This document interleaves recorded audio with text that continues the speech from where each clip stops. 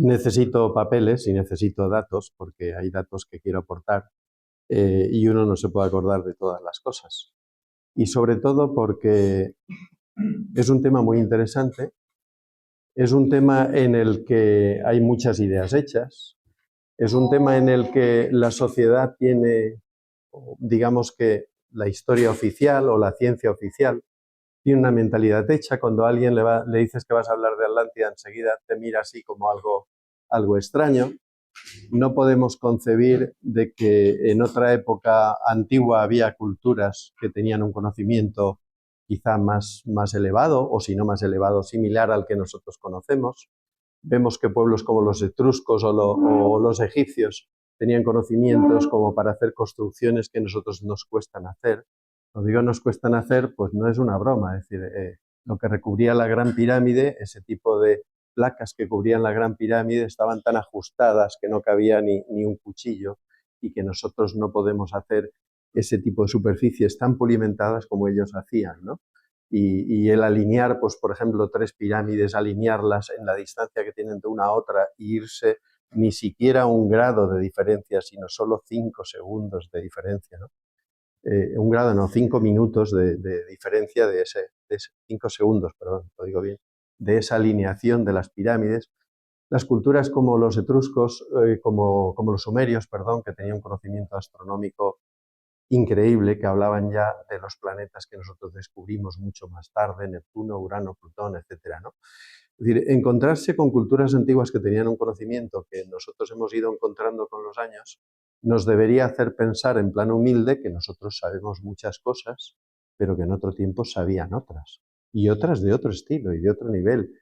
Y quizás porque nosotros tenemos una mentalidad, una ciencia oficial, que lo que no encaja en los presupuestos, en la idea que tiene ya esa ciencia oficial, pues no la admitimos. Y ese es el gran problema que se encuentran todos los investigadores y gente de buena fe, porque a este tema viene gente de buena fe, pero de muchos campos diversos, con muchos puntos de vista diferentes, y la ciencia oficial pues no admite que haya otra gente que entre en ese campo sin tener pues no sé cuántos títulos, sin ser de la universidad, etcétera, ¿no?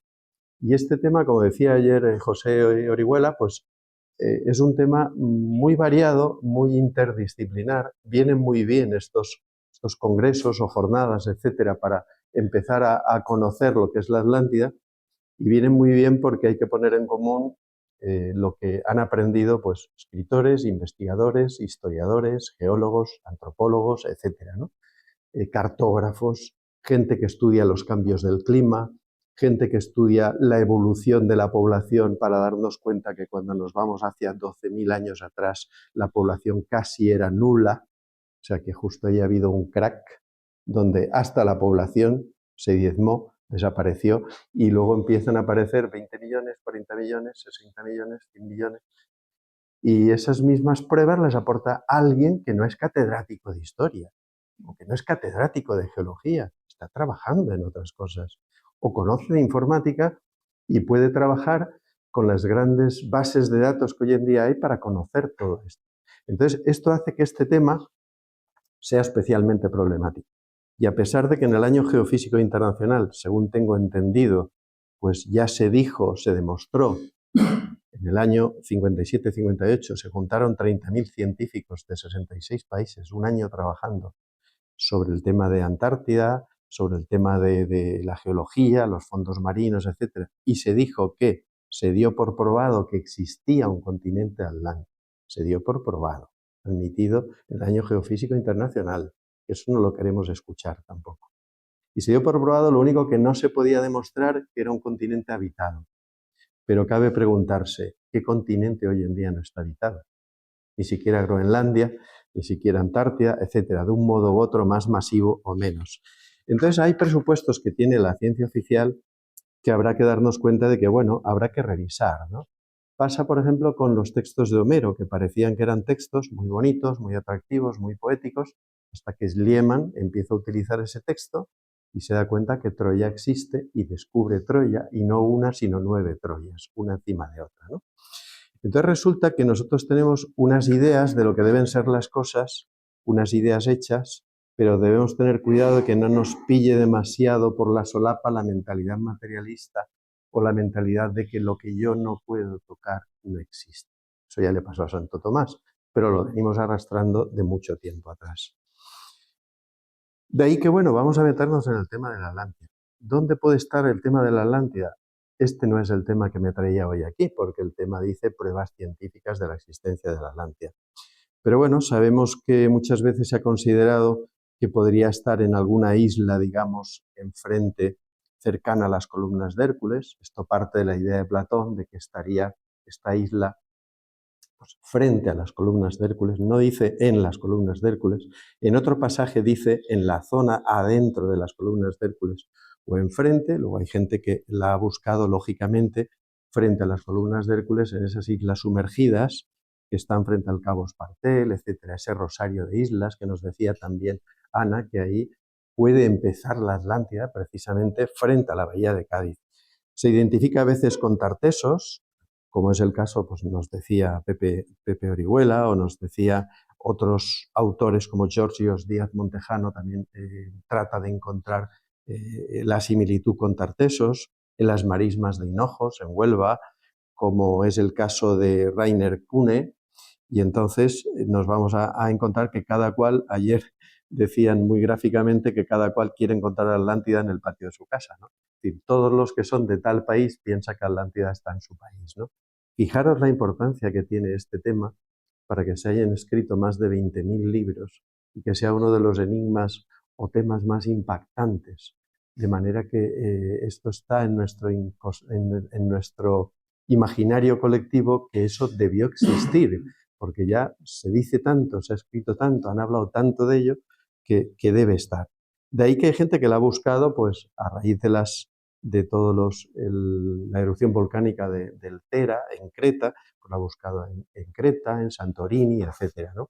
Tenemos también una Atlántida en el Mar del Norte, que es la teoría desarrollada por Spanut y que la sitúa entre el año 2000 y 1000 a.C., etc. Yo me voy a centrar en la versión platónica.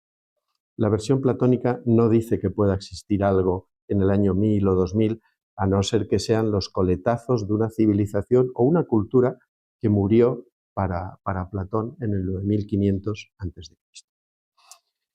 Platón es uno de los padres de la filosofía. Creemos en él porque es un personaje de una calidad muy alta, como cuando hablamos de Plutarco, de Pitágoras, etc. Son grandes sabios. Él mismo dice que recoge esto de Solón. Solón era uno de los 7 grandes sabios de Grecia, digamos que el mayor de ellos, y Critias, que Solón era el bisabuelo de Critias, es el que nos narra esta obra en el diálogo de Platón, en el Critias o en el Timeo, nos narra lo que es Atlántida. Él lo narra, pero Platón siempre le contó que lo había recogido de los sacerdotes de Sais, lo había recogido de esas escuelas que hoy llamamos escuelas de historia, pero serían escuelas de misterios, se llamaban realmente antes. ¿Qué se estudiaban esas escuelas de misterios? Pues eran escuelas donde se preparaba a, digamos, a las élites más avanzadas, a las grandes personas de aquel momento para alcanzar la sabiduría, no para tener datos, para alcanzar la sabiduría. Era una cosa que estaba 1000 veces por encima de tener datos. O sea, 1000 veces por encima de lo que hoy sería, digamos, nuestra formación, que se centra mucho en la formación intelectual, pero que no llevamos aparejada la formación intelectual con la formación interna, con la formación humana, ¿no? Y en aquel entonces tenían claro que esas escuelas eran para la formación humana. Claro, el que llevaba años preparándose para la formación humana, como Pitágoras, podía dejar sentado a cualquiera, claro. Pero no solo en explicarle las frecuencias musicales al pulsar una cuerda y tal, sino en todo, ¿no? Como comprendemos, ¿no? Entonces Solón le dice a los griegos, repito cosas que lamentablemente se dijeron ayer, pero es un poco como tenía la estructura. Vosotros sois unos niños, habéis olvidado todo lo que ocurrió, habéis perdido vuestros anales de lo que fuisteis, habéis perdido incluso la escritura después de todo aquello, de aquel diluvio, citan diluvio, aunque no fuera exactamente un diluvio, pero dice, solo recordáis un diluvio sobre la tierra mientras que antes de él existieron muchos otros. Platón lo dice muy claro, porque eso era patrimonio de todas esas escuelas de misterios, que no solamente había una en Sais, Había varias y hoy están demostradas que existen como cosa real, por ejemplo, Samotracia, etc., ¿no? Entonces, después del diluvio, acabas de relatar, perecieron muchos de tus antepasados y los que sobrevivieron ignoraban la escritura durante generaciones, ¿no? Y vino un gran cataclismo que después de todo ello se perdió hasta el conocimiento más básico de las cosas. Era una isla que estaba más allá de las columnas de Hércules, y esta isla era mayor que Libia y Asia juntas, o sea que era, pues, por así decir, pues una isla bien grande, medio continente nuestro quizá, y de ella se podía pasar a otras islas, y de estas islas a la tierra firme que se encontraba más allá y que rodeaba el océano. O sea, Platón nos dice claramente que era una serie de islas o lugares que se podía pasar de un lugar a otro por la proximidad que había en las islas. Imaginar lo que pasa en Canarias. La gente, lógicamente, puede ir de una isla a otra, no están tan alejadas. O si hubiera otras intermedias con Madeira, Azores y tal, que es la interpretación quizá más lógica, que estuviera cerca de Azores o en todas esas islas, se podía pasar de unas a otras. Pero dice muy claro, tanto que había muchas más y se podía llegar al otro lado, al otro gran continente. Luego él deja claro que ya sabían que había un continente. En aquel entonces la geografía era patrimonio de los grandes iniciados y era realmente un conocimiento que se tenía en las escuelas de misterios. Tanto es así que era casi más bien secreto, pero lógicamente un iniciado como Platón sabía muy bien de lo que hablaba. En dicha isla había una conferencia de reyes que no solo gobernaba sobre ella y sobre muchas islas, aparte de la tierra firme, sino que en nuestro continente dominaban los pueblos de Libia hasta Egipto y Europa hasta Tirrenia. Yo debo decir aquí que en los mapas aparece que existía una franja que es el Atlas. Los pueblos de Libia no es la Libia actual, se refiere a todo el norte de África, aunque ha habido momentos que esa zona ha estado inundada por el mar. Cuando más antiguo vamos, estaba inundada por el mar y luego aparecía Egipto ya como si fuera algo lejano y se podría ir en barco directamente desde Atlántida hasta Egipto. Y luego por la parte norte hasta llegar a Tirrenia, al mar, al Adriático, al Tirreno, etcétera, ¿no? Y entonces se ocupaba toda esa parte. Ahora, ¿qué eran? No importa volverse loco con las palabras. ¿Eran colonias? ¿Eran la misma Atlántida? Y posiblemente tenía un poder o un conocimiento que llegaba a todas esas zonas, aunque las situemos en un determinado lugar. Pero no solo en este lado, sino que en el otro lado vamos a ver que también había colonias, etcétera, que tenían la influencia atlántica. Por tanto, Atlántida estaría en el centro del océano, de manera que en un lateral y en otro, en el oeste y en el este del Atlántico, había pueblos todos cohesionados o vinculados, pues, por un conocimiento, por un poderío, etcétera, ¿no? Pero ya el detalle no vamos a poder conocerlo tan al detalle como quisiéramos. Tras un violento terremoto y un diluvio extraordinario, en un día y una noche tristes, vuestra clase guerrera se hundió bajo la tierra y la isla Atlántida desapareció de la misma manera hundiéndose en el mar. Aquí dice claramente lo que ocurrió. Yo he marcado el cómo, porque luego analizaré el cómo. Dicen unos textos que pasó un violento terremoto y un diluvio extraordinario. O sea, mezclan movimientos de la tierra, mezclan problemas con el agua, sea que llueve extensamente, diría la Biblia, durante 40 días y 40 noches, aunque la mayoría de textos no hablan de una lluvia tan intensa, porque nosotros sabemos que es muy improbable que haya una lluvia, digamos, tan extensa, sino que grandes cataclismos provocaran oleaje, hundimiento, es decir, ver que realmente las tierras se hunden bajo del agua, aunque eso lo veremos después. Y dice también entonces en el Timeo que perecieron hace unos 9.560 años antes de nuestra era, es decir, unos 11.600 años desde ahora o 9.500 y algo antes de Cristo. En el Critias también da detalles sobre la ciudad capital, sobre Atlantis. Y entonces resulta que nos dice que era una isla, digamos, donde en el norte había una cordillera bastante elevada que le protegía de los vientos del norte. Ya suponemos que está un poco más arriba del Ecuador y que después hay una gran llanura que nos dice incluso que tiene pues 380 por 570 metros de largo, quiere decir una llanura como de aquí a Madrid o de aquí a Segovia, ¿no? Entonces, esta gran llanura estaba rodeada por un gran canal, que ese canal tenía 2.000 kilómetros 200 metros de ancho, 50 metros de fondo. Imaginaros lo que es hoy en día construir eso, 2.000 kilómetros. Y solo eso ya sería una obra de ingeniería, excavado de tal manera que bordeaba esa llanura, recogía las lluvias, las llevaba como regadío y había una serie de acequias que llevarían a todo y hacían de esa zona una zona muy fértil. Y la propia ciudad estaba formada como una serie de anillos concéntricos. Tengo una diapositiva magnífica, pero bueno, dije, no vamos a poner hoy el PowerPoint para una o dos diapositivas, ¿no? Prefiero hablar y que luego en el coloquio vosotros preguntéis lo que queráis. Y había unos círculos y unos anillos que iban de 175 metros de tierra, 175 metros de agua, 350 metros de tierra, 350 metros de agua, iban creciendo y en el centro entonces estaba lo que sería toda la parte regia, el templo de Poseidón, en oro, en plata, etcétera, ¿no? O sea, una magnífica estructura, estaba el palacio y todo lo que estaría alrededor del rey, y después está la parte más administrativa y después está zonas de práctica de los caballos, del ejército, etcétera. Después estaría la agricultura. Una ciudad perfectamente organizada con sus distintos estamentos, en donde aquí vivían unos y aquí vivían otros, según su función y según corresponde a la geometría sagrada que en aquel entonces, por lo que dice aquí, se aplicaba perfectamente. Entraban los barcos por una isla que en el sur también tenía grandes acantilados, era una isla que siempre nos pintan con grandes acantilados.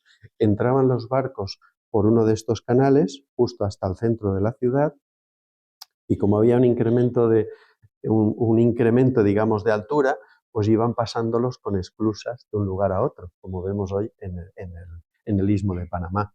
Es decir, tenían unos conocimientos para hacer todo esto perfectamente. Y dentro de ese canal había hangares laterales, hay dibujos preciosos que andan por ahí en los libros, y en esos círculos de agua alrededor de las zonas de tierra había hangares subterráneos, de manera que era como un puerto circular. Fuera casi no se veía el movimiento de los puertos. La ciudad era preciosa, bien cuidada, pero había esos hangares para los barcos, ¿no? Entonces, las murallas desde el exterior tenían unas murallas de estaño, de cobre, y la tercera, donde estaba ya la parte central del palacio, doricalco, un material que nosotros tomamos como precioso, como extraño, que yo he visto en el Museo del Oro de Lima. Es muy curioso, es como un oro, tiene un brillo apagado, dicen que es una mezcla como de oro y plata, otros dicen que es como una mezcla de oro y estaño, es como un latón un poco más brillante, y que eso era de modo natural. Otros dicen que lo obtenían por aleaciones, que nosotros no sabemos hacer esa aleación para encontrar ese material, pero que antes lo había. Era una zona rica. Platón nos habla de que había, por ejemplo, coco, piña, etcétera, y Platón no conocía esto. Es decir, ¿cómo podía conocer el coco y la piña, que eran naturales de Sudamérica o del sur de Asia en aquel entonces? Y entonces, de hecho, él dice, a pesar de haber escrito y hablado mucho de mitos o de otra forma de escribir que la gente pueda interpretar que no son totalmente ciertas, él dice al contar todo esto que lo que le contaron los sacerdotes de Sais, pues es totalmente verídico. O sea, él nos habla de que esto que cuenta es verídico. Abundaban en esas islas muchos elefantes. De hecho, los elefantes aparecen pintados en las culturas maya y olmeca, aparecen pinturas de los elefantes, dibujos de ellos, aunque no los conocían. Es decir, esto nos indica que está hablando de algo que sobrepasa a lo que él incluso conocía en aquel entonces, ¿no? Un poderío militar muy grande, 10.000 carros de combate, 240.000 caballos, 1.200 navíos de guerra, 1.200.000 hombres de infantería. Es decir, aquello que nosotros imaginamos como una isla pequeña, era una isla pequeña, la última isla que se hundió. Pero hablan los textos diversos de que la Atlántida no apareció, o sea, desapareció en el 9500 a.C., pero hablan de una antigüedad muy grande, como veremos luego en los Puranas, etcétera, ¿no? Que hablan ya de 1.200.000 de años.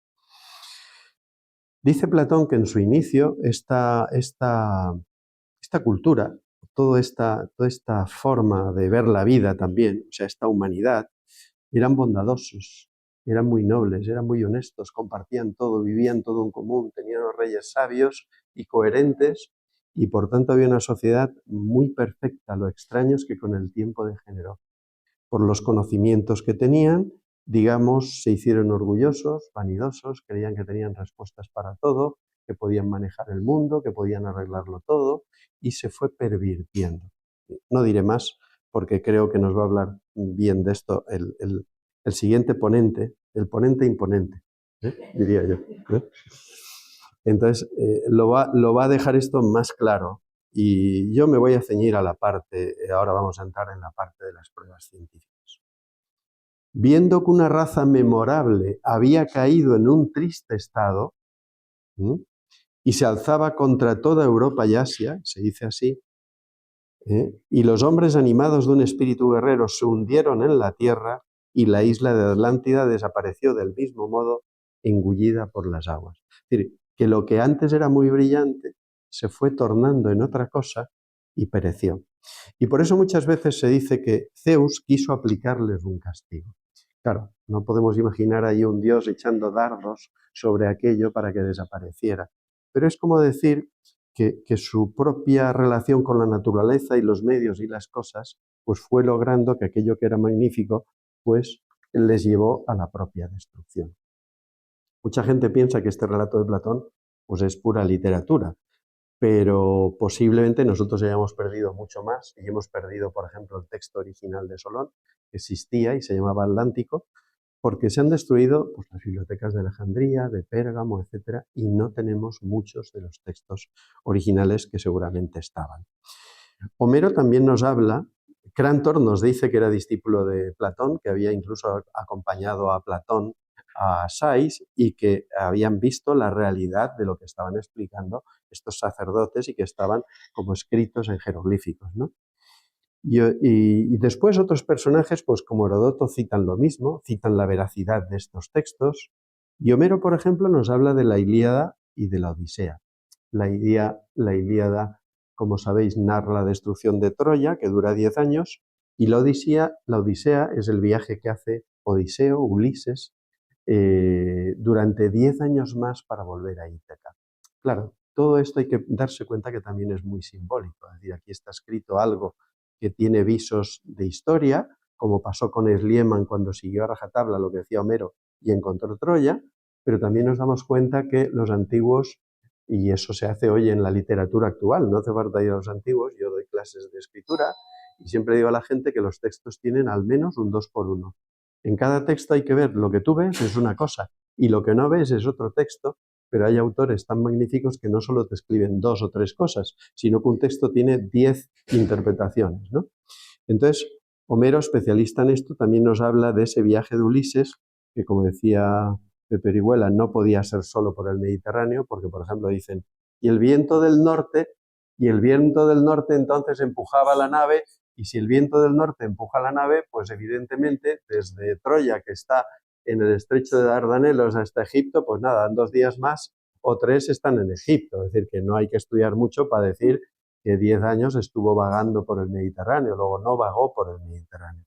Se dice que relata un viaje iniciático de Ulises para encontrarse a sí mismo y llegar a la sabiduría, por eso nosotros interpretamos que Ítaca es la sabiduría, y ha quedado en la manera de entender nuestro mundo que Ítaca está representando la sabiduría y el conocimiento al cual tenía que llegar él sobre sí mismo. Y eso es lo que se estudiaba en las escuelas de misterios. Y de tal manera que algunos autores quieren ver que ese trayecto está solo en el Mediterráneo, pero Odisea nos dice también, y con la ayuda del viento este, pues entonces se adentraba la nave de Ulises en el océano. Y después para volver, cuando el viento del oeste era favorable, llegaba enseguida a las costas de África. Si dice llegaba enseguida con el viento del oeste a África, es que estaba más allá de las columnas de Hércules.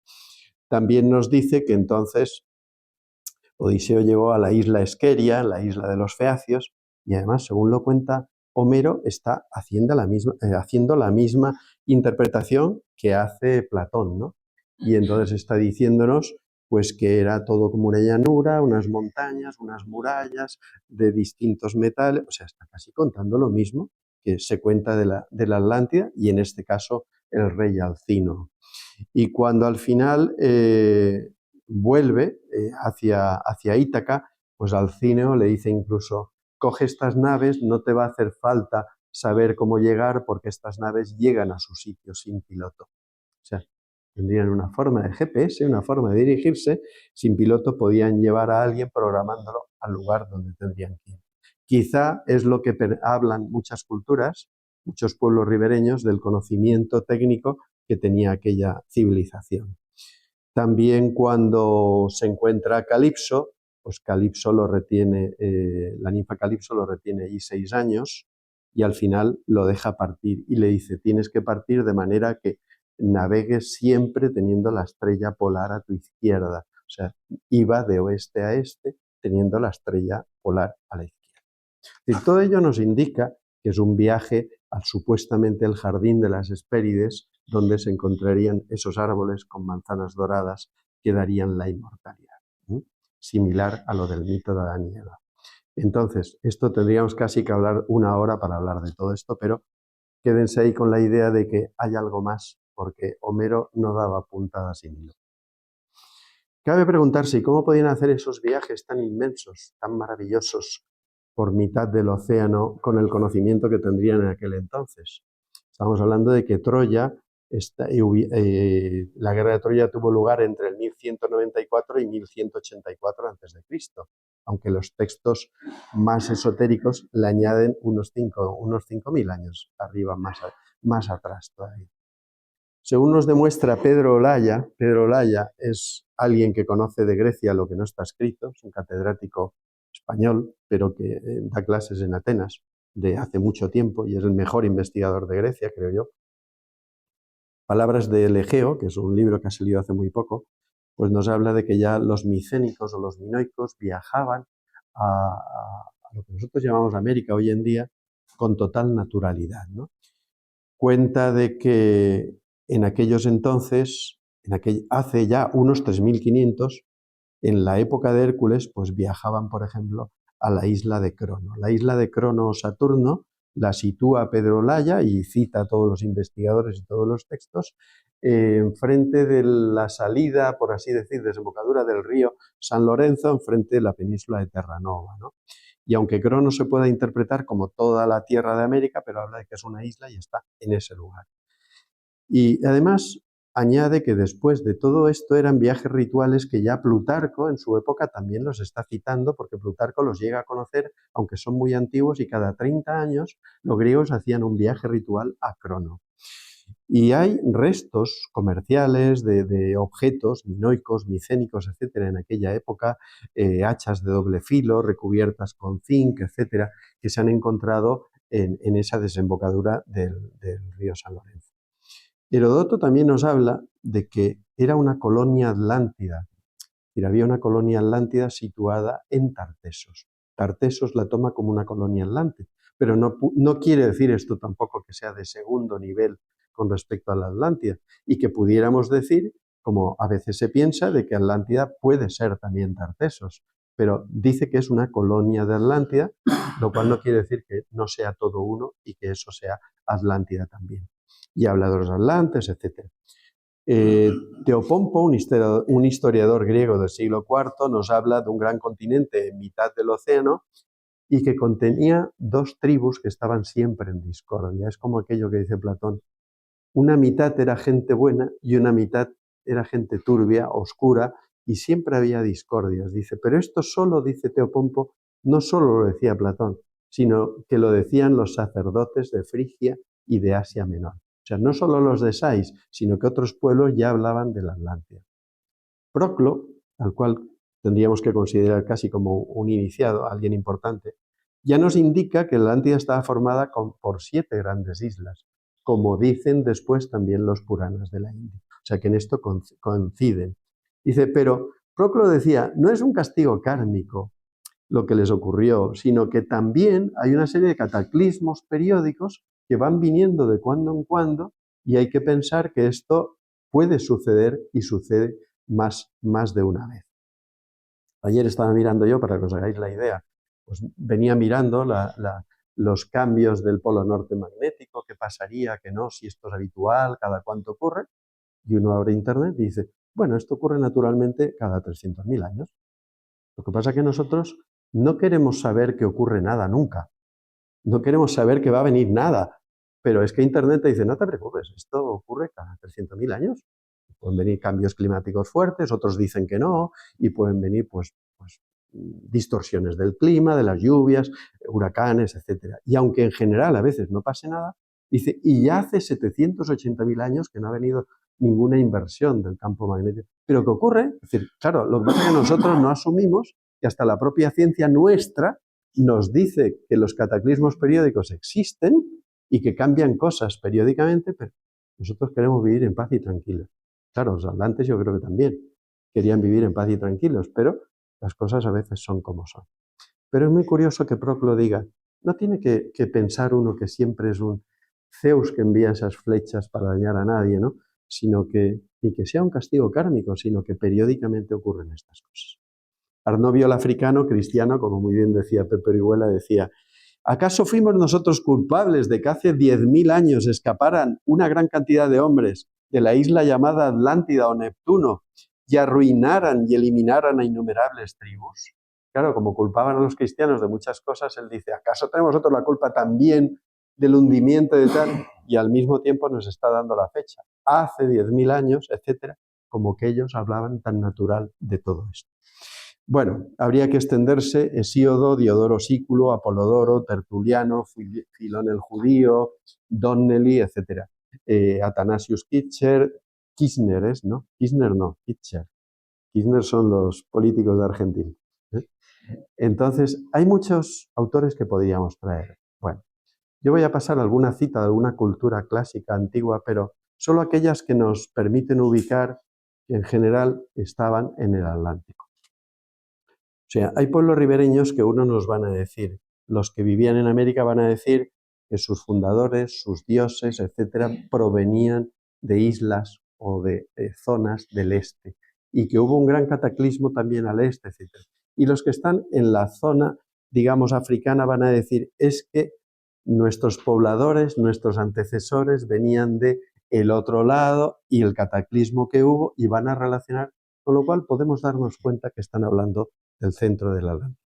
En Venezuela, por ejemplo, hay una tribu, color más bien blanca, les llaman los parias, viven en una zona que se denomina Atlán, y entonces ellos dicen que vienen de una isla en mitad del Océano Atlántico que sufrió una gran catástrofe. Un pueblecito, cualquiera pueblecito a veces te dice tal cosa, desconectado de lo que dicen otros pueblos, no influido por lo que dicen otras tribus, y que les queda ancestralmente del patrimonio de sus antiguos que están aquí, y esto ocurrió así, y son diferentes a los que viven alrededor. ¿Qué decir de los aztecas, que hablan de 4 edades en el ser humano, etcétera, y que estaríamos como en la quinta edad, y que a lo largo de esas 4 edades pues ha habido cambios y cataclismos, etcétera, ¿no? Hay un papiro egipcio que dice lo siguiente, dice, cuando abandonéis mi isla, no la volveréis a encontrar, pues este lugar desaparecerá bajo las aguas de los mares. Quiere decir que los egipcios ya tenían conocimiento, por este tipo de papiros que debió escribir alguien que sabía y que pertenecía a Atlántida, que quedaba poco tal vez para que ese país o ese lugar desapareciera. Los bosquimanos de África también dicen hubo un cataclismo en el oeste, es decir, que podemos situar dónde estuvo la cuestión. En Irlanda dicen nosotros provenimos del este, nuestro ancestro primordial que es Partolón, a quien consideraban hijo de Jafet, le llamaban también oeste o hijo del mar. O sea, ese nombre significaba que provenía del oeste o que era hijo del mar. Dice, y Partolón después lucharon contra un montón de pueblos, los fomores, contra gigantes, nos hablan también, etcétera, y se instalaron finalmente en Irlanda, pero provenían del centro del mar. Según un escrito de Julio César, dice, Julio César ya decía, según la doctrina de los celtas, el primer antepasado de los hombres es el dios de la muerte, dios que habita en una lejana región allende el océano y tiene por morada las islas extremas, desde donde, según las enseñanzas druídicas, habían llegado parte de los habitantes de Galia. O sea, los habitantes de Galia, de Irlanda, etc., provienen de allá. Si nos vamos a tradiciones más alejadas, como Oriente, pues por ejemplo nos dicen que el ser humano tiene una antigüedad muy grande y aparecen los Vedas, los Puranas, pero por ejemplo los Puranas ya nos dicen que existió un continente anterior a Europa, que le llamaban Atlante, y el cual se dividió, se fue dividiendo de manera que quedaron 7 primeras islas, o vipas, le llaman ellos. Estas 7 finalmente se dividieron en 2, estas 2 quedó una única isla, que teníamos que reconocer que es la isla de Platón, están los Puranas. Y entonces ellos le llaman la Sanca Vipa, es como le llamaban a esa isla última de Poseidonis. Y los Puranas citan que tenían grandes guerras entre unos pueblos y otros de esas islas, es decir, que eso era cotidiano, habitual, y que ellos mismos habían llegado navegando hasta esas islas. Claro, si la isla última pereció hace 11.000 años, los Puranas te están diciendo que los indos habían llegado navegando, conocían todas esas zonas antes que los fenicios, que podemos decir que tienen 2.000 o 3.000 años y sabemos que eran grandes navegantes. Pero eso nos indicaría que los Puranas deben tener al menos 11.000 años y nos encontramos con el problema de siempre. No puede ser, no encaja. Como no encaja, no podemos admitir que los Puranas tuvieran tal antigüedad. Y entonces la historia oficial dice, no me encaja. Claro que no te van a encajar las piezas si nosotros escuchamos solo 4 piezas o las que a nosotros nos interesan, no las 10.000 piezas que existen en toda la historia, ¿no? Y cito esto porque esto también son pruebas. Alguien dirá, bueno, no venías a hablar de pruebas científicas. Sí, pero pruebas científicas son muchas cosas. Los Puranas, por ejemplo, dicen, se vio que tales guerras se daban en el monte Ashburg, o no sé si lo leo bien, Ashburg, llamado también Atlas, Tenerife o Nila, que significa azul. Curiosísimo. Nombres raros y entre medio aparece Tenerife, a cuyo pie se pone el sol, y que es azul porque tiene ese aspecto. Y el sol se pone así en esta zona, indica claramente que es la franja del 7º clima. Contando los climas, como hacían ellos desde el Polo Norte, podemos deducir que está hablando. Se identifica que está entre los 24 y 28 grados norte. Y los Puranas nos están diciendo que esto pasaba en Tenerife, que está entre los 24 y 28 grados, 24 y 28 son muy poquitos, para decir, aquí estaba, se pone el sol al lateral, al pie, tiene una pinta azul, etc. Y en otro pasaje, que no lo he traído, nos habla de que esa montaña tenía hasta 8.000 metros. Ayer mismo miré yo lo que dice la ciencia sobre el Teide y dice que tiene 3.700 y tal, pero desde el fondo del mar tiene 7.500 metros. Es una de las montañas más altas, volcán más alto. Y que antiguamente entonces no le costaba nada tener 8.000 y después del cataclismo haber dado una bajada, porque nuestra propia ciencia nos dice que ha tenido 3 o 4 cambios, salida otra vez la cresta, hundimiento, etcétera, ¿no? Luego, tampoco iban tan desencaminados. ¿Dicen cosas raras? No, podemos deducir que está hablando de este punto entre esta latitud y aquella latitud. Qué curioso, ¿no? Bueno, visto esto así, vamos a ver, ¿qué podríamos decir entonces nosotros de alguna prueba? Si vamos a las pruebas geológicas que tenemos, pues resultaría que la última glaciación, que viene desde mucho tiempo atrás, hay quien habla de 100.000 años atrás hasta 12.000 años, 11.600, que tuvo su pico máximo hace 18.000 años o por ahí. Bueno, algunas, según lo que mires, cambian un poco los datos, pero que terminó en el 11.600, 12.000 más o menos. Hay datos aquí que nos indican que hubo, digamos, hielos que avanzaban y destruyeron bosques de cedros, bosques de abedules en Wisconsin, en Irlanda, etc. No voy a marearos con muchos datos, pero nos dicen que ocurrieron pues exactamente en el 11.787. En otro sitio dicen 10.800, en otro 11.000 en Wisconsin. Es decir, que sabemos cuándo terminó la glaciación porque además vemos los efectos, ¿no? Cómo los hielos empujaban a lo que eran bosques, etcétera, ¿no? Y después del final de esa glaciación, ¿qué pasó?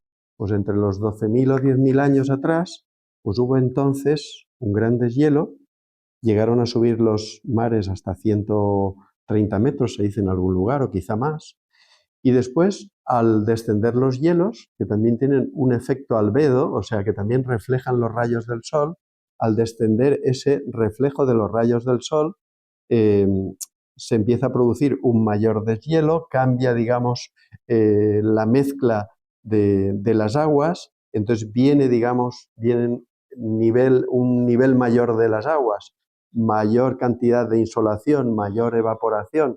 Hay que explicar todo el sistema, es un poco más complejo, la densidad de las aguas con la corriente del Golfo, etcétera. Y entonces viene un deshielo y va cambiando todo lo que eran los hielos que cubrían hasta mitad de Europa o cerca, digamos, de donde nosotros vivimos, ¿no?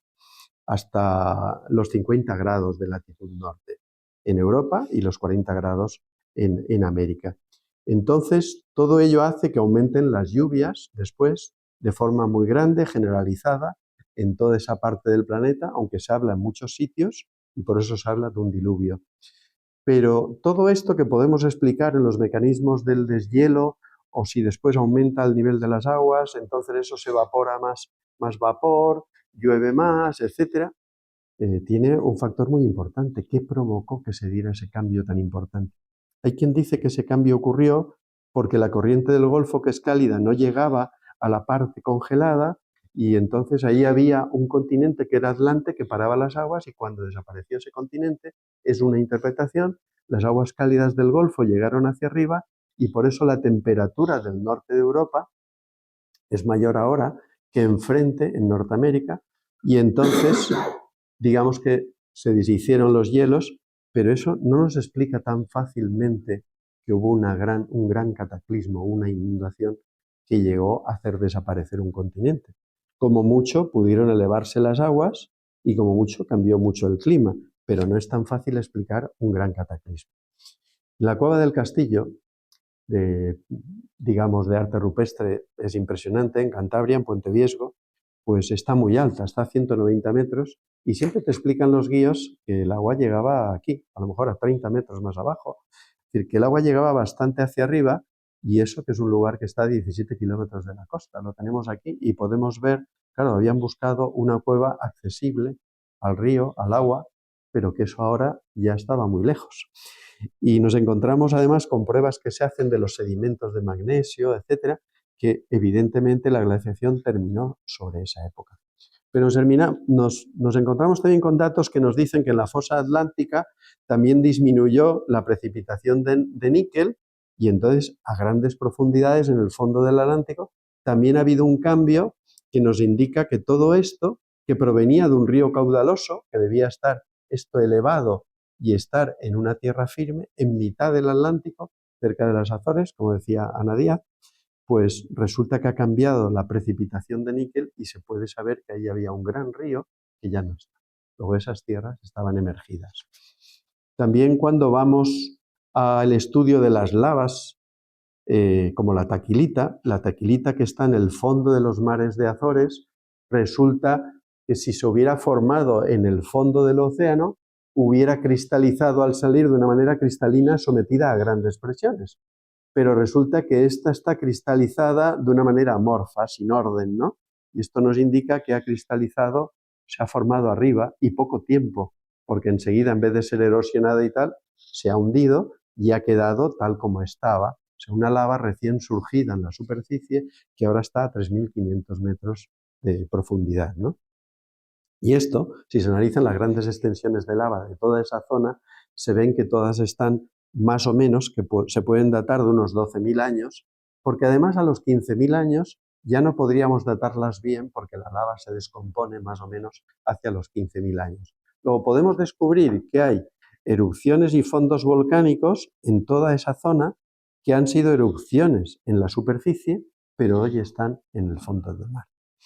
Si vamos a pruebas de tipo zoológico más bien, pues sabemos que hay bandadas de aves migratorias que vuelan, por ejemplo, en dirección, imaginaros, de Europa hacia Sudamérica o de Escandinavia hacia Sudamérica, y cuando llegan a una zona que hay en mitad del océano Atlántico sobre los Azores, empiezan a dar vueltas y vueltas como si buscaran algo y después de un tiempo estar dando vueltas, pues continúan hacia Sudamérica exhaustas porque no pueden llegar al lugar donde dicen los naturalistas tal vez en otro tiempo había una tierra y podían hacer un alto, ¿no? Hay crustáceos como el Munidopsis foimorfa, por eso me tenía que traer los papeles, porque esto no hay quien lo lea, ¿no? Como dice aquel, pues en las Islas Canarias que se encuentran en pequeñas grutas y que son ciegos. Y otros mismos crustáceos de su misma familia están en la costa y pueden ver. Quiere decir que los naturalistas interpretan también que a fuerza de haberse quedado atrapados en distintas grutas y tener que adaptarse su visión, pues ellos no pueden ver y han seguido desarrollándose como especie igual que los otros. Hay madréporas también que viven en Santo Tomé, en las Bermudas. Vemos cosas similares en un lugar y en otro. Los crustáceos de tipo Atia, que están en Cabo Verde y Antillas. Y nos podemos encontrar cosas que están en un lugar y en otro del Atlántico. Hay restos de arena de río, de arena fluvial, en el fondo del mar, que hoy están a 3.000 metros de profundidad, y la arena así, digamos, como la encontramos en las playas, no se produce en el fondo del mar, porque no hay ese tipo de erosión, ¿no? Y además tienen animales marinos, o sea que tienen moluscos, tienen conchas, tienen tal, que demuestra que esas zonas estaban en la superficie. De esto hay muchos datos, yo no puedo aquí leer 20 datos, quedaros con una idea. Si vamos también a las plantas, hay helechos del Plioceno portugués que están en Azores, en Canarias, o sea, hay similitudes, ¿no? En el centro de la dorsal, que está en todo el Atlántico, pues nos encontramos algas diatomeas que solo son propias de agua dulce. ¿Y cómo podemos encontrar esas algas a 3.600 metros de profundidad si son algas propias del agua dulce? Porque esa zona, en su tiempo, conformaba, dicen los geólogos, un posible lago en el centro del Atlántico. Y si vamos a las pruebas arqueológicas, que son las que más nos gustan a todos, porque nos gustan los documentales, ¿no? De Cousteau y compañía, ¿no? De National Geographic, pues nos encontramos que en el lecho de las Azores, la Sociedad Geológica de América extrajo una tonelada de unos discos que tienen unos 15 centímetros y tienen como 4 centímetros de espesor, que están totalmente pulidos, que tienen un agujero central, que no hace falta, no está pulido porque no hace falta, son como piezas que encajaban unas con otras, y eso se le ha dado una antigüedad de unos 12.000 años, y dicen, esto lo ha tenido que fabricar alguien, ¿no?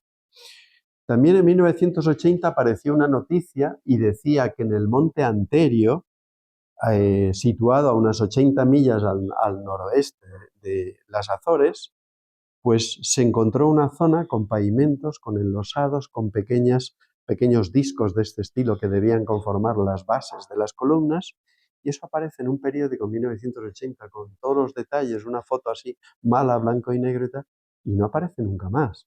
Tú quieres seguir uno de estos datos y muchas veces no aparecen, no interesan. Esto no cuadra con la ciencia oficial. Esto no nos encaja, porque si tuviéramos que encajar que ahora existió un continente de este estilo con unos conocimientos tal, pues esto nos cambia todo, ¿no? En Bimini, en las Bahamas, también encontramos a 400 metros de la costa pues unos muros de 1 kilómetro que no pueden ser naturales, que son artificiales, paralelos, perfectamente alineados y evidentemente se van metiendo en el mar cada vez más, ¿no? Estas son pruebas que incluso se conocen de mucho tiempo atrás. Pero si vamos a pruebas más recientes, en la isla de Cuba, pues se ha encontrado una gran ciudad sumergida a la cual le llaman Mega, y ellos estaban buscando los pecios que están en las profundidades para enriquecerse con lo que tuvieran en sus barcos, y se encontraron una ciudad entre 600 y 800 metros que tiene unos 20 kilómetros cuadrados, que tienen edificios, pirámides, calles más anchas, más estrechas, como acequias, como canales, y todo ello se encontró edificado con granito cuando en Cuba no hay granito. Pues a 600 y 800 metros bajo del mar, esto es un enigma, ¿no? También hay arqueólogos, cuando uno mira datos que están muy dispersos, pero el templo inacabado de Tiahuanaco, pues los arqueólogos dicen quedó interrumpido y tiene más o menos, lo podemos datar en 9.550 años antes de Cristo. Es que coinciden a veces las cosas. Y luego hay otras pruebas de otro estilo. El río Niágara ha ido remontando su garganta, y se supone que cambió su caudal con el deshielo, y el inicio de todo ese movimiento se cita también que es hace 12.500 años. Bueno, podríamos buscar muchos yacimientos. Decía que actualmente hay cosas Hace poco se ha descubierto igualmente en la zona del Báltico, pues esos muros que se adentran dentro del mar de 1 kilómetro, lo mismo que los descubiertos hace mucho tiempo atrás, ¿no? También nos encontramos esa plataforma continental que ayer se citaba en las ponencias de ayer, que está entre Gran Bretaña y Europa, Jutlandia, la península, digamos, de Dinamarca. Todo eso era Doggerland, que era una zona que hoy está hundida. Según unos, se hundió hace 6.000 y pico años y según otros, 8.200 años antes de Cristo, a causa de grandes tsunamis y fuertes deslizamientos de tierra. Pero era una zona fértil, con ríos, con bosques y tal, que unía toda Inglaterra al Mar del Norte con Europa, y hoy no lo tenemos. Se cita también siempre el lago Titicaca como aquel viejo mar, como es de agua salada, de agua marina, cosa muy extraña, a 4.000 metros de altitud, y tiene todavía piedras y amarres y argollas, pero para grandes barcos, no para pequeños barquichuelas, con restos de conchas y algas marinas, pues es uno de los ejemplos muy curiosos, a 4.000 metros de altura. Y esto prueba lo que hablábamos ayer de que hay movimientos de la corteza en un sentido y en otro, y hay movimientos, digamos, isostáticos, o hay movimientos seculares de nivel que van haciendo que hay cosas que se hunden, bajan, suben, etcétera, ¿no? Porque hoy nos encontramos pues que la costa de Gibraltar hasta el Cabo de la Nao está como emergiendo, el Golfo de Cádiz se está hundiendo, en Nápoles vemos zonas que se están hundiendo y en el sur de Marsella y hay ruinas romanas, etcétera, que están quedando bajo del mar. Y esos pequeños movimientos siempre han existido, ¿no? Pero hay estos movimientos de 4.000 metros ya son otra cosa. Y hay otro estilo de pruebas que yo quiero traer también. Por ejemplo, desde hace unos 20.000 años atrás se ha encontrado, se supone que hay un escaso grupo genético de ADN que se llama el haplogrupo X2 en casi todos los habitantes de uno y otro lado del Mediterráneo, del Levante hasta Iberia, pero también nos encontramos en esos lugares donde iban los minoicos o micénicos con sus barcos, y nos encontramos que extrañamente hay allí ese grupo, haplogrupo X2, y solamente en esa zona, ¿no? O sea, hay conexiones entre un lugar y otro de la ribera, ¿no? Los monumentos megalíticos, también se comentaban ayer, no me voy a extender mucho, están en una franja y en una relación con el mundo atlante, y son al menos de 4.000 o 6.000 años antes de Cristo algunos de ellos. Las gráficas de crecimiento demográfico, tengo aquí los datos, pero ya lo cité, basta quedarnos con la idea.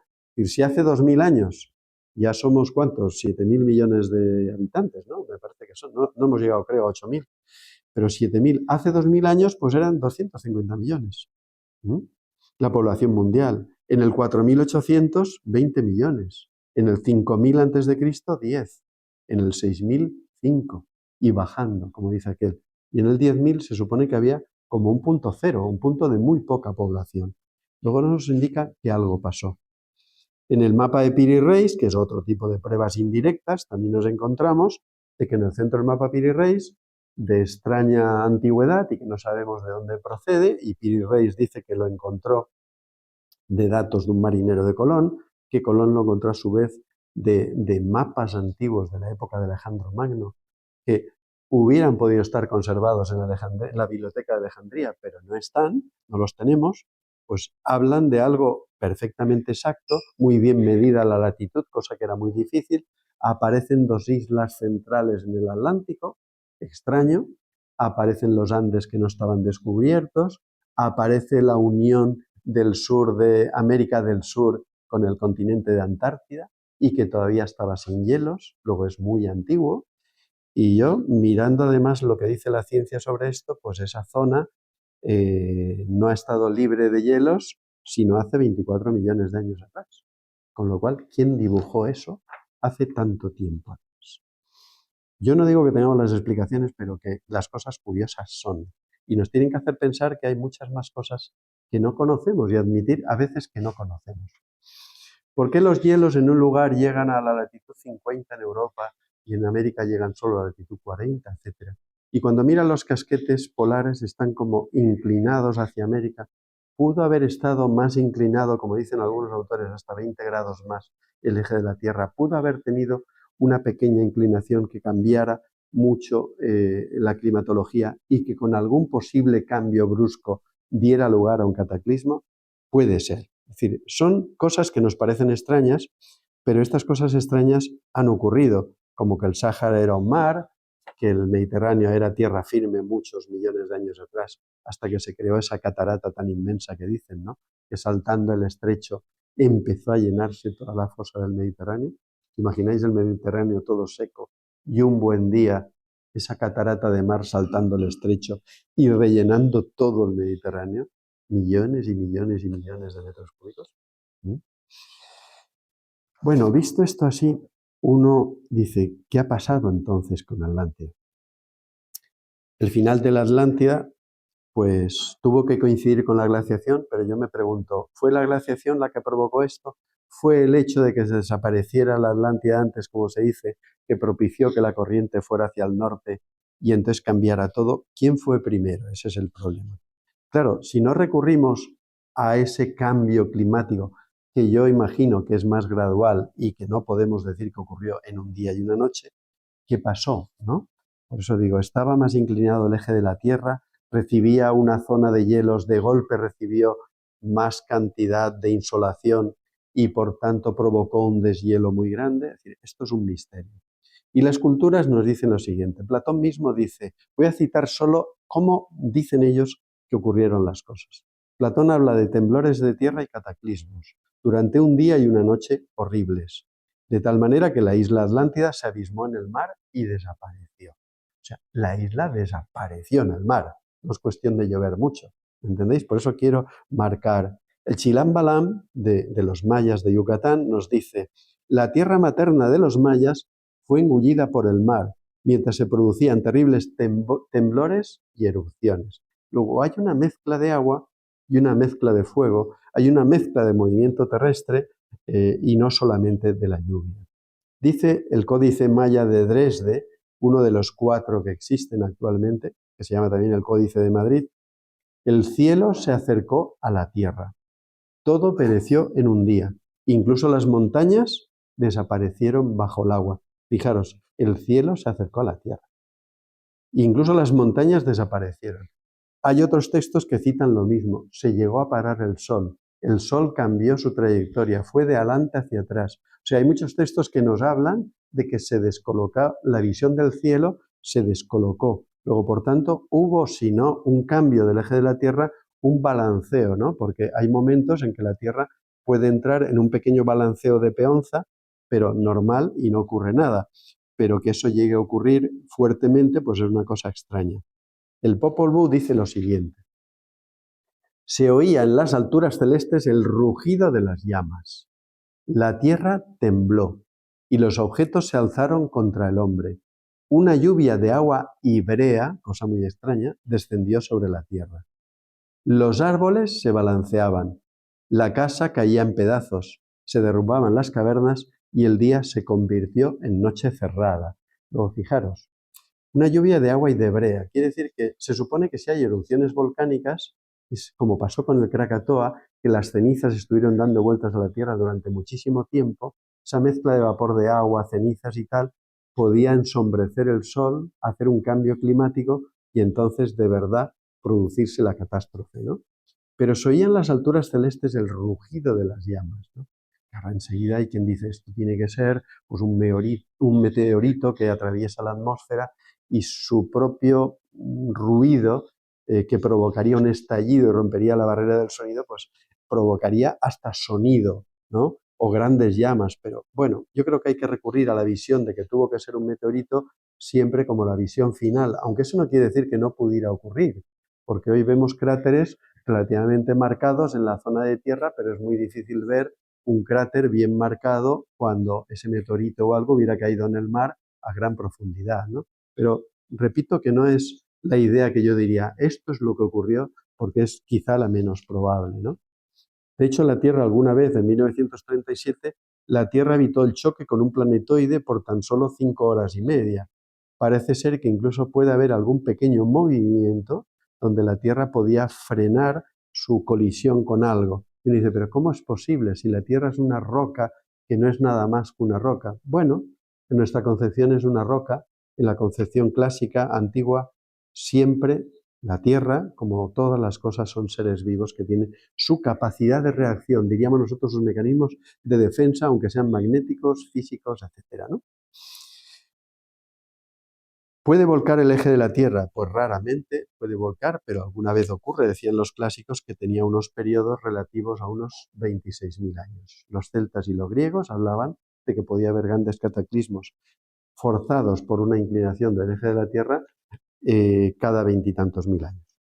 Si hoy en día estamos a los 23 grados 50 minutos de inclinación, hay un estudio en un libro muy curioso de Charles Hapgood, donde analiza el peso de los hielos y tal, y dice que a los 23 y pico, cuando llegara a los 26, cabecearía.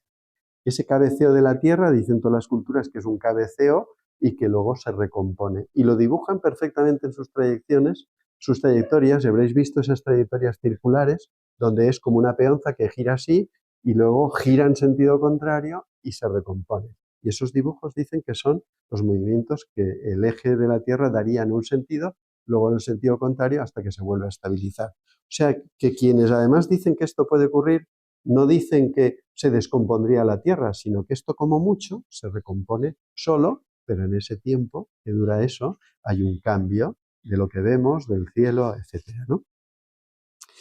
Pero vamos a cosas más cercanas. ¿Pudo haber una erupción y un colapso total cercano? Si vamos a ver que el Teide se nos dice que antiguamente era mucho más alto, o otros volcanes similares, y hace muy poco estábamos nosotros pensando que si media parte de la isla del Hierro pues cayera ese medio volcán y esa laja de volcán cayera, podría llegar, decían los periódicos no hace más de 2 años, un tsunami de 6 metros de altura en Nueva York. Quiere decir que con esa distancia, un trozo de la isla de Hierro que simplemente cayera al mar pudiera provocar eso en el otro lado. Imaginaros que no pudo provocar pues que realmente un volcán serio entrara en erupción, que parte de su propia conicidad, de su casquete, pues cayera al mar y provocara grandes tsunamis. Yo creo que esto es más lógico pensar que esto pudo ocurrir más cerca de nosotros, enfrente del Golfo de Cádiz, o en las Canarias, o en algún lugar donde las Canarias, que todavía dicen los textos clásicos que se llaman las Islas Afortunadas porque se salvaron de la catástrofe, o sea, lo citan así. Son afortunadas porque se salvaron de la catástrofe, no porque nos parezcan magníficas por el clima que hacen. Entonces, esto creo que es más propio de nosotros. La verdad, de todas maneras, y con esto cierro, porque ya me voy pasando un poco, es que nosotros tenemos una idea de lo que es nuestra vida geológica o la historia de la humanidad muy, muy curiosa, ¿no? Es decir, nosotros tenemos una serie de datos que no siempre cuadran, pero decimos, son los que tenemos, ¿no? Por ejemplo, hay grandes cambios. Vemos que en los Andes vemos una franja que son restos marinos. En el Tíbet también hay una franja cerca del Everest donde indica que esas zonas estaban antes en el mar. Y todo ello vemos que la Tierra ha ido cambiando. Incluso, por ejemplo, en el río Paluxy, que es un afluente del Mississippi, pues hay una zona donde descubrieron huellas porque había una capa que las tapaba, pero esa capa en el fondo del río se fue yendo, o estuvieron haciendo en un yacimiento pruebas y encontraron unas huellas de dinosaurios. Pero qué curioso, se supone que estos dinosaurios se extinguieron hace 64 o 65 millones de años con un gran cataclismo. Pero es que por encima de esas huellas de dinosaurio hay otras huellas humanas que cruzan y ¡pum! ¡Qué casualidad! La huella humana se pone encima de la huella del dinosaurio, siguen, y entonces en ese momento tenemos fosilizado esa placa y vemos las huellas humanas y la huella humana coincidiendo con los dinosaurios. Y uno dice, ¿cómo era que el hombre no existía en aquella época? Que como mucho tiene 4,2 años de antigüedad. Pues resulta que hay cosas que a lo mejor tendremos que ver si es verdad, si estamos equivocados, porque también se han encontrado a veces trilobites fosilizados que se supone que tienen una antigüedad de 400 millones de años, pero en esa misma zona hay una huella humana que pisa un trilobite y entonces hay un fósil donde se ve la huella humana y el trilobite dentro del mismo fósil. Entonces, ¿qué pasó? ¿Por qué nos hemos encontrado una franja de mamuts entre Siberia y el Ártico, y toda esa franja hay una serie de mamuts centenares y que se dice que podrían llegar a ser cientos de miles en su época, y que los mamuts no eran de clima frío, sino que eran de clima templado y tal, aunque los vemos así como lanudos, ¿no? Y que en este momento les pilló un cambio climático, les pilló algo que vino encima de golpe porque todavía están masticando un tipo de hierbas, algunos están de pie, no les da tiempo a vomitar la comida, es decir, están como congelados con la comida. Hay geólogos que dicen, o descubridores, no sé si serían geólogos o simples aventureros, que los ojos todavía parecen mirarte, cristalinos, conservados perfectamente, y a medida que esa zona se ha ido descongelando y han apareciendo, pues resulta que se han encontrado de que es muy extraño cómo ha pasado esto, qué cambios climáticos ha habido tan importantes. Cambios que hacen que mientras en Europa los hielos llegaban hasta la latitud 50, pues en Siberia estaban más arriba, latitud 75, no llegaban al 90, que sería Polo Norte, pero muy altos, ¿no? ¿Qué ocurre? Bueno, pues ha habido grandes cambios. El mundo está hecho así, a nosotros nos cuesta darnos cuenta de que esto puede ser, puede pasar, y hemos perdido, lo que está claro es el registro de lo que es la humanidad. Estamos empezando a descubrir datos, porque claro, por ahí alguien en el carbonífero está sacando del carbón una serie de cosas y ve fósiles que no corresponden y ve, como en algún sitio se ha encontrado un dado de acero perfectamente biselado, o ve una cadena de oro y uno dice, ¿cómo cuadra esto aquí dentro del carbonífero? Encontrar una cuchara, encontrar un caldero metálico, y hay muchas cosas que todavía nos sorprenden, pero cuando estos datos son sorprendentes los dejamos a un lado. Tendremos que hacer una reunión desde un punto de vista interdisciplinar, como ayer decía Pepe Orihuela, para que podamos debatir tranquilamente sobre muchas cosas y decir, esto puede tener visos de realidad, esto puede no tenerlo, esto es fantasía, esto es una leyenda, pero tal vez con ese trabajo interdisciplinar llegar a encontrar la realidad de un continente del que seguiremos hablando muchos años y las generaciones futuras seguramente hablarán de él durante muchísimo tiempo. Bueno, nada más, esto es lo que os quería decir. ¿Sí?